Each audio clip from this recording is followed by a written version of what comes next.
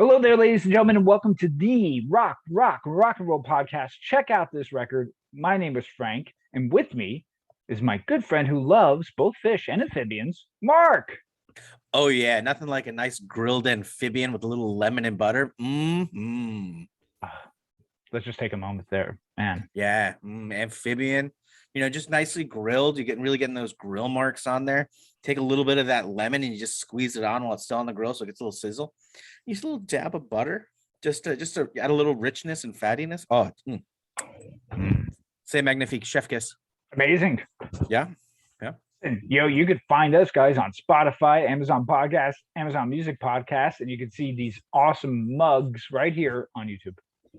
But when you ask, great question. Thanks for asking. New episodes drop each and every Friday. Yes, and if you're hearing us for the first time, you're not annoyed with us. Yay! Give us time. Give us time. Led Zeppelin reviews. So review records, track by track, lots of musical discussions. We're gonna do spotlights on certain bands, rock and roll mysteries. We just scratched the surface, and of course, Mark, we're getting warm, baby. That's right. Okay, so you definitely want to check out our verse series where Frank and I will duke it out on behalf of two albums in the name of something we call Total Stereo Domination. Man, that was great. Thank you. Love it. While you're checking this out, head over to Instagram, Facebook. Hopefully, these episodes will leave you wanting more of our musical goodness and Mark's Mark. It will leave you wanting Mark's Mark. If you got records you want us to check out, drop us a line. We'll put them into the queue. Maybe they'll be featured. Who knows? Maybe. Give us a like, a rating, review, all that stuff. So I'm going to say, Mark. Frank.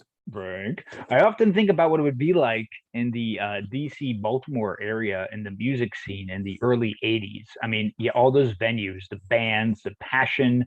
If only phone booth time machines actually existed, we could maybe go there and capture some of those moments. I say that because the band we're talking about today is Lungfish, and from this scene and part of that Discord family. Mark, I was just recently introduced to him. Have you ever come across these guys at all in any of your musical travels? And when I gave them to you to listen, were you expecting what they sounded like or not expecting? Chat me up here. Yeah, so this was a total cherry popper for me. I hadn't even heard of this band.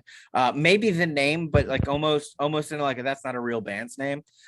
So all I had to go on was the description you gave me last week when you told me that we would be doing this album. It fit the idea of a Discord band, what that would kind of feel and probably sound like. It really kind of did fit into that mold. Definitely a cool album to walk into blind, like a really interesting experience to just kind of like, let's see what happens. You get in there and you're like, oh, interesting. Yeah. Yeah, because with a band name like that too, you're like, what? I don't even know what to expect, right? Yeah. Yeah.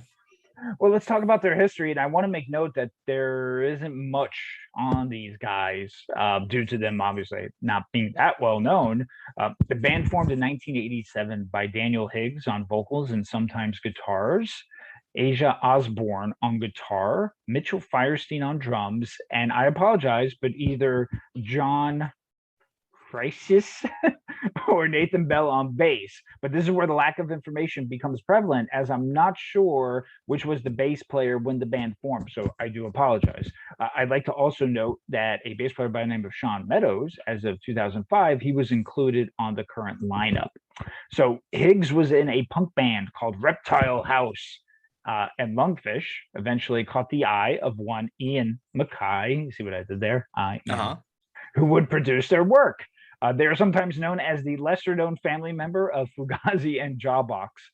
Mark, stylistically, I mean, how would you compare these acts here? It's really tricky to compare the acts because there are a lot of similar stylistic choices that have been made here. I think of them kind of all fitting into that post-punk, post-hardcore, angsty, and ambient sound. And I think that when you look at Lungfish, there's a little bit of an art house, kind of like a college artsy feel to them as well. And I think that's kind of what separates them a little bit from Fugazi and Jawbox.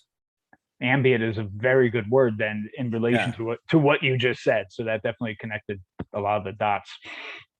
So formed in 87, by 90, we get the first record, Necklace of Heads. And in 92, we get the second record, Talking Songs for Walking. On Spotify, both these albums are compiled under Talking Songs for Walking. But we're not talking about those albums. We're going to focus on 1993's Rainbows from Atoms. Are you ready, my friend? Hey ho. Let's go. Let's go. First track is Instrument, ironically the name of the Fugazi document, right? Or documentary. Very 90s underground rock feel. To me, Higgs' voice at times reminded me of Chuck Reagan's voice. Mark, you're familiar with him, obviously. Mm-hmm.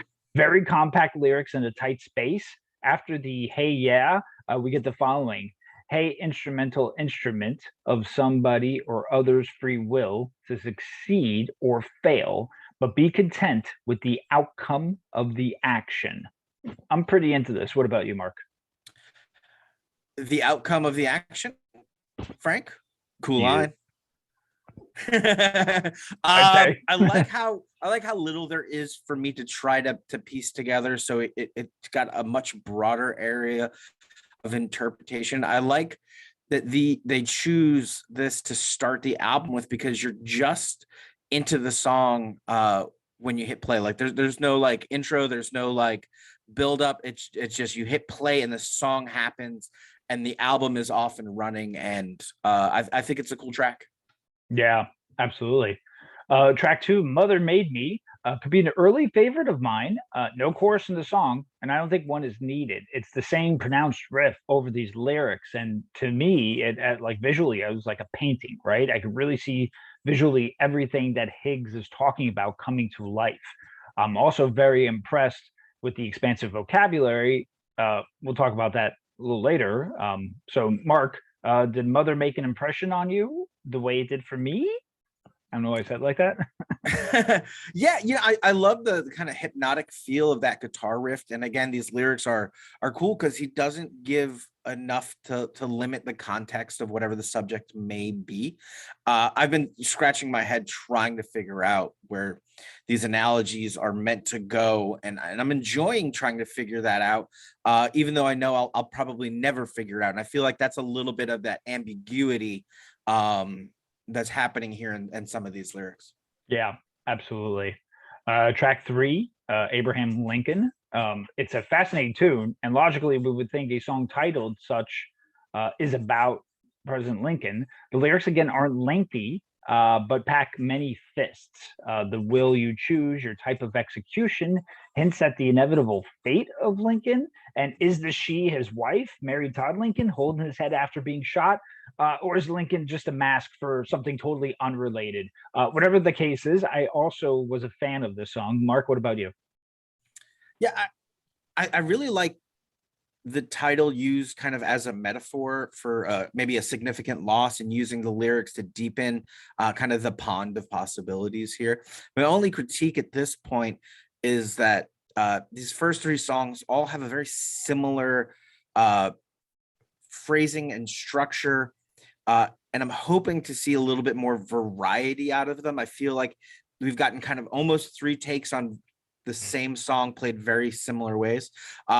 We get a touch more heaviness here towards the end of the song. They really pick up with a little distortion, and the song kind of gets a little heavier. I hope the album continues to build that way, because as much as I like, this metaphor of Abraham Lincoln and his death, and how that kind of, we can transpose that onto so many things about loss and how we grieve with it. Sonically and musically, I'm kind of wondering if we're going to get a little bit more variety. Good point. Well, track 4, Animal Man, to me, this is the kind of tune like Lagwagon's Absolute Obsolete, where it's, to me, I think it's an amazing, well-written tune. And if you think about it for too long, you might work yourself into a panic attack. At least that's how I was listening to it. To prevent myself from doing that now, I'm going to just talk about the music. What stands out to me here is the bass. I'm assuming that's a slapped bass. I've seen images of the bass player and videos playing with their hand. I'm a novice on bass, so I know this could be done with a pick as well. Over that standout bass riff, you get Higgs's vocals bouncing, and the song has no chorus. But at the 10th line, a little aggression amps up a few measures, which to me allows the song build to a climax. Mark, what do you say, my animal man? Thank you. And I'm going to disagree with you on this one. I'm not digging this kind of up tempo, almost disco drumming that's happening. I just really wasn't feeling that. We get a little heavier guitar, but with another heavy looping riff, and these lyrics feel like he's just double talking to create a sense of confusion, because paired with the guitar, it just has an uncomfortable, like almost spiraling feel to me. And I understand why you say, it can kind of give you a panic attack, because it really is very jarring, very discombobulating. And if that's the point, job well done. If that's not the point, I don't know how to tell you this, but that's what you did for me. No, absolutely. And listen, you could always, we're not here to always agree with each other. I mean, and I'm glad you did it. And you mentioned kind of the jarringness could be that attack on the senses, so to speak, and maybe that's why what caused a little anxiety. And like I said, and maybe that was the point, because if you look at the lyrics and the way he structured them, right, we really haven't seen any choruses yet. And I'd be hard pressed through the rest of the album to say like there's an actual chorus. I mean, there's a few lines that get repeated, but nothing that you would call a chorus. So if that's the idea, is to kind of add this like emotional discomfort to it, then it works. That's the intent. Not necessarily something I was looking for, but again, I went into this very blind, so it may be one of those things when I'm in a really dark and shitty place, I may go back to this album and be like, that album's exactly how I feel right now. I don't know. Well, track 5, Fresh Air Cure.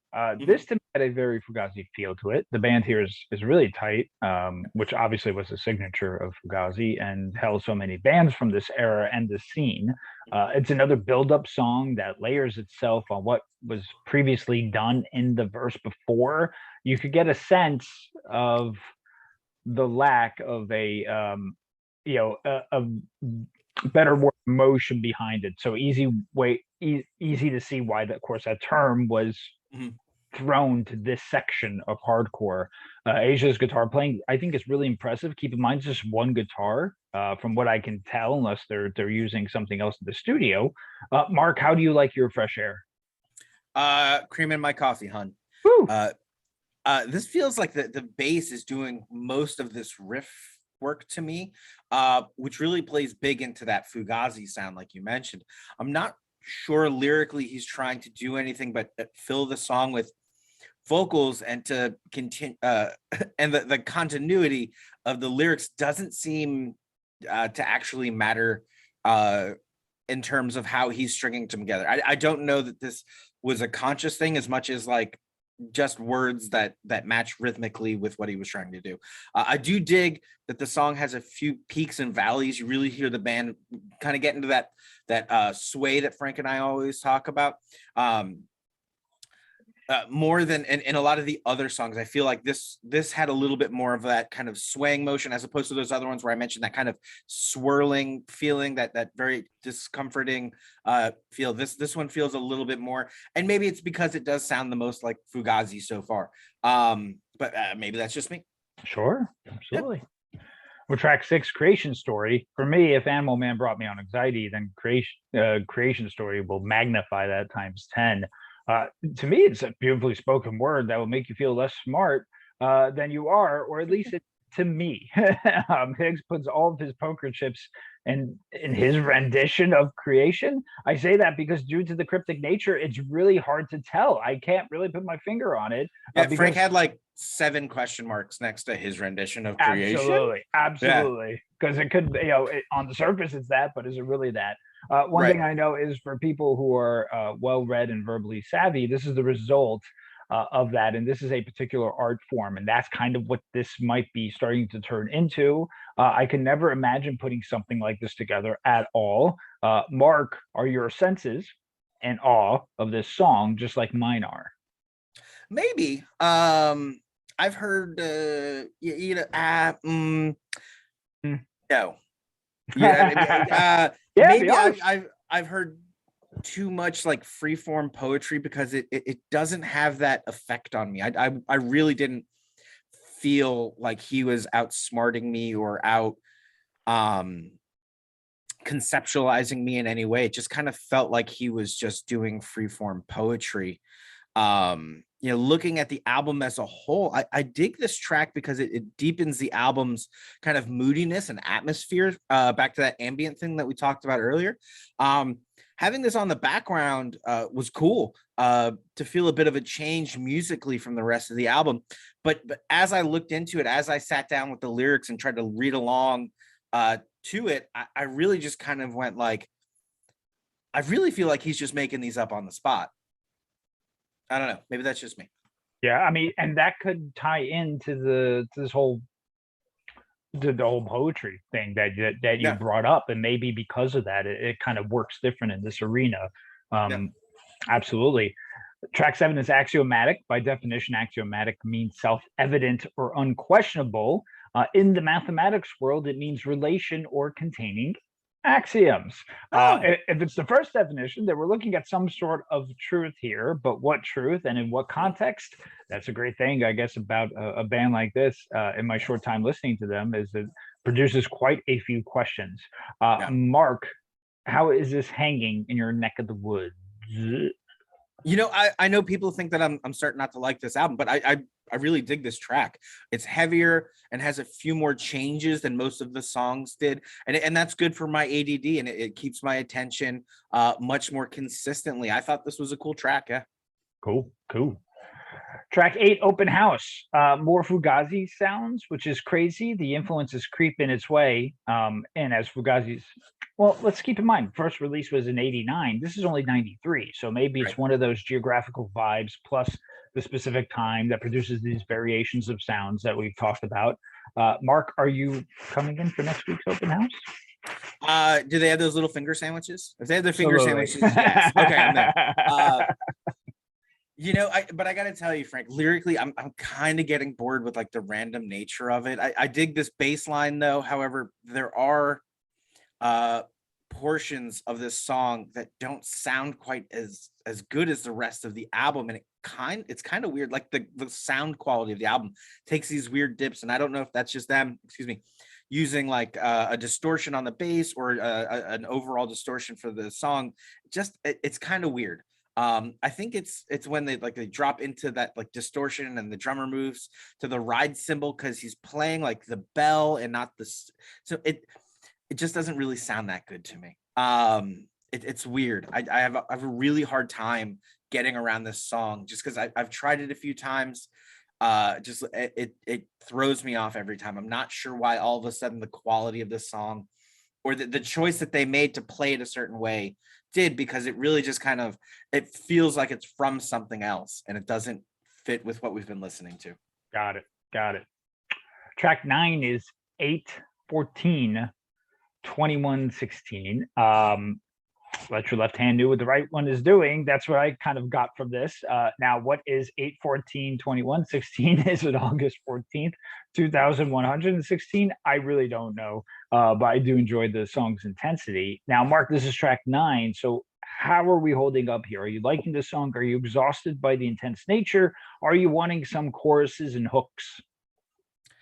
It's definitely got an intense nature. I'll give it that. I like that the album has continued to grow in that way. It really, like I told you, that first track, you hit play and it's going, and it has done a good job of building in intensity and in style. Sometimes for better, sometimes for worse. But I don't know that my issues are with the lack of choruses and hooks. I like the energy, but yeah, maybe I wish there was a little bit more classic structure to it. There was a little bit more familiar sounding, easier to kind of get into, because I haven't found any lyrics that I'm like, Oh yeah, like I agree with you. Let your left hand know what your right hand is doing, and then I think that he counters that by saying, "Your right hand doesn't know what your left hand is doing," or something to that effect. Right. And and I like that play, but like we're at track 9, and that's the only set of lyrics that I've found engaging enough to try to remember them. And as you just heard, I didn't quite get them right because I really like I've had a hard time latching onto his lyrics because a lot of them just feel like gibberish. Which could be that poetry aspect that you were kind of referring to, at right? Yeah, yeah, a little bit. I think so. Then that could be happening. That could happen when you take a full album of basically poems and then Right. around it. Track 10, you might ask me what. The guitar work, although has been really holding down the fort equally with the bass and the drum here, gets a little dirty. And I say that in a good connotation. It's got some juice to it, and really complete the half-sung lyrics. Mark, you might ask me what exactly? You ready? Ready? There you go. This song was a fun one as I found myself kind of pulling away from the album a bit. This was a good job of kind of pulling me back into it. I did kind of I liked the feel of this one. I can't really, it's hard to contextualize it because it is kind of a little all over the place with the half sung lyrics. But no, I thought that was a really cool track. Yeah. Cool. Well, the closer here is track 11, Seek Sound Shelter, the closer. It's a riff reliant tune with the lyrics acting really as building blocks, lots of open space to do their thing musically. And I can see where performed live, this will allow the bass, drums, and guitars for some improvising. Mark, you like this song as the closing number here? This one feels like they're actually trying to create like a cohesive song again, almost bookmarking it off the first track, and aren't just kind of mashing words together and calling them lyrics. This felt, you know, like maybe the song they actually wanted to say something with. And I like this track. Yeah. Cool. Cool. Hey man, well there we have it. Mark, I'm gonna refer to you first for your final thoughts on this album. Sure. To go back to your question about you might ask me what, how well are these songs sticking in your brain? Right. That's kind of my initial response. Like I said, I like the vibe, but lyrically nothing was holding and capturing my attention. It felt more like a poetry project with a backing band that really liked Fugazi. It works in places, and in others, I just found it to be kind of obnoxious. That's how people describe us, though. I think this is a cool. This is cool. It's like a snapshot into that early '90s Discord sound and which what that sound was shaping up to be. I don't know that I want more choruses or hooks, but I would have liked for the songs to have a little bit more cohesiveness. This is getting a 4.5 out of 10 from me. Worth a listen and cool to put on in the background, but when you're like actively listening and maybe reading the lyrics along with this record, it can be a bit too much. Yeah, so here we go. In my research, I've seen this album get referred to as being unbalanced. I I didn't get that, and maybe they meant it in the context where they as this is album 3, they didn't form into what they would eventually become, and I haven't listened to those albums yet. But I think actually the songs were balanced with the precision goal of like the tightness of the 3 instruments, a slow and steady build, and some lyrics, well written lyrics over it, and they all had a similar structure. So to me, that does show a balance. But the album has a very primal feel, and again, maybe in the later releases we get a polished sound. I don't know that. Again, I haven't listened to them. Higgs is very hyper literate, and he builds with these just unique stories and myths while exploring themes that I caught of like space, time, and life. And again, maybe it's completely wrong, but that's what I happen to gather from it. Mother Made Me, Animal Man, and Creation Story are my favorites, and I had to adjust my rating, and not because I saw your rating. I just want to let people know, but because I enjoyed the first half, and those 3 songs, Mother Made Me, Animal Man, Creation Story, were in my head. But now, as I'm sitting here, the latter half really is not in my head at all.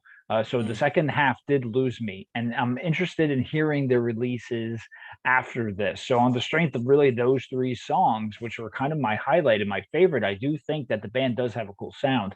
They do have a, like, again, a healthy size catalog that I do want to check out. But for this record in particular, it's a 5 out of 10. And again, I want to listen to more of their records, and that's what I rated them. Fair So enough. yeah, yeah, and it's not like I didn't dislike the record, at all. Yeah, I think I'm in that camp with you as well. Like this isn't a record that I dislike. I really think people would find it interesting, right? Oh. It's going to do a lot of things that maybe are outside of people's comfort zone and people's wheelhouses in terms of the music they classically listen to and classically find, like the structure of music they find pleasing. I think it's interesting to engage in those because you need to find out if there's styles and there are things that you wouldn't necessarily think that you would like, but try them on and see. Who knows, maybe you look good in a tweed jacket. It's one of those things, right? Exactly. So you got to be willing to give something like this a chance. Look, the instrumentation is really well done. None of the musicians are lacking. I don't particularly care for the way this guy writes lyrics, but I do like the way he presents them and the way he sings them or talks them or half sings them. Oh. It's really an interesting band, and I'm with you. I'm going to look more into the catalog just to see what else is out there, because it really is a fascinating band. Yeah, without a doubt. Well, Mark, that's what I had for you this week. So you tell me what you have for me next week. Absolutely. So, for those of you who don't keep up with me personally, I had the pleasure of going to see Avail. I was hoping for this. I was hoping. But Hot Water Music opened for him. And no! So I was thinking, what if we took, what Frank and I would consider classically our favorite albums from each band. So we've got Caution from Hot Water Music and Over the James from Avail. And in some manner, we're going to try to do a verses on these. I mean, these for me are two god tier post-hardcore bands, some of the most creative and meaningful lyrics. They rock like nobody's business. It should be really interesting trying to compare these. I don't know that we really even should. It might be like a sin in the post-hardcore world, but I feel like let's just take a look at both records. Let's see how they stand up to each other, how they complement each other, how one is better than the other. I don't know. We're just going to check them out. We'll get into it. I really think look, if nothing else, we're going to listen to some great music this week. Yeah. I mean, first of all, I had a feeling you were going to bring something from the show you were just at into the next episode. And I'm glad you did that. Because I've been listening to those records too, knowing that you were at the show and all that stuff. A lot of things are intertwined too with these two records, if you think about it, or just and so many different facets. I mean, they're kind of both staples of the scenes that you talked about. Chuck Reagan in particular and Tim Barry, they were both on the first Revival tour together. They also both kind of went solo around the same time too. So there's a comparison piece, right, with them two and their records. This is going to be amazing. And like you said, at this time, I don't even know like how you choose something like that, but I tell you what, right. I'm glad to be put in the arena where we're going to be talking about these two records. So excellent. Yeah, tune in next week when we try to do a versus between Avail's Over the James and Hot Water Music's Caution. Yeah, Frank and I will be in therapy by the end of that one. Hell yeah. I can't wait, man. Hey, listen, everyone, thanks for checking us out. Remember, like, subscribe, rate, review. Remember, most important, be safe out there. Yep. Now, thank you as always for listening. Can't wait to do it again real soon. Till then, why don't you say it with me? Oh my. Oh, hell yes. Oh, bye-bye. So Frank, I saw this license plate and it was MANGU 23. Mangu 23. I think this guy's like the greatest with his mangu. I don't know. But then it was a woman driving the car. So maybe, I don't know. It could have been anything. Like what's mangu mean? I don't know. Or maybe it's just like a funny way to say mango. Like, oh, that's my mangu. I don't know. I don't know. Mangu. Best license plate ever. Yeah, quite possibly.